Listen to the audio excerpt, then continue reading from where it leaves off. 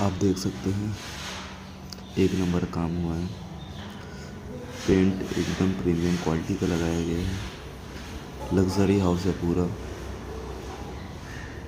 ये पूरा हॉल है। फॉर सीलिंग की डिज़ाइन भी काफ़ी अच्छी बनी है।